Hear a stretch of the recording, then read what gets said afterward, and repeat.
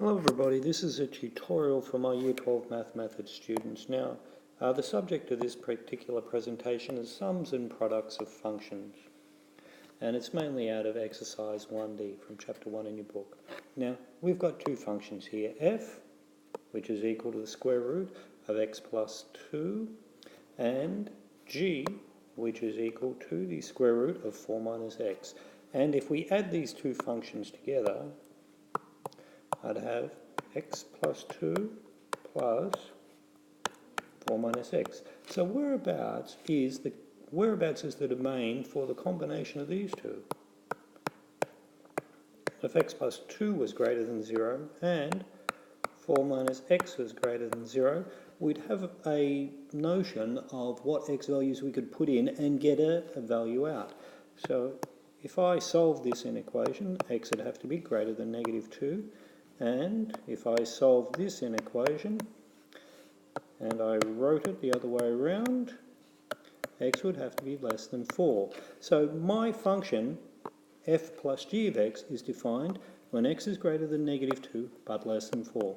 So the maximum domain, or the maximum implied domain, is between negative 2 and 4. Let's try another example. Alright, I've tried to cram 2 onto the one page here. Now we have a function f of x, and f of x is equal to the square root of x minus 1. We also have another function here, g, which is equal to 1 over x minus 3. So if we were multiplying these two together, square root of x minus 1 over, times x minus 3, would look like this. Now whereabouts does this exist and this exist? Okay, well let's, I got it right before, what was that? Okay, well x minus 1, because it comes from under a square root sign, must be greater than 0. And x minus 3, because it comes from under the fraction, must not be equal to 0. So x must be greater than or equal to 1. And x cannot be equal to 3.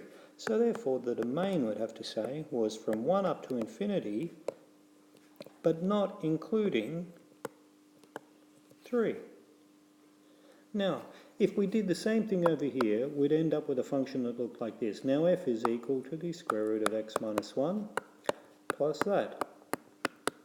So we could put any x value we liked into there except 3, and for this one, x minus 1 would have to be greater than 0, so x would have to be 1. So that would mean the domain for this one would have to be exactly the same as the first one.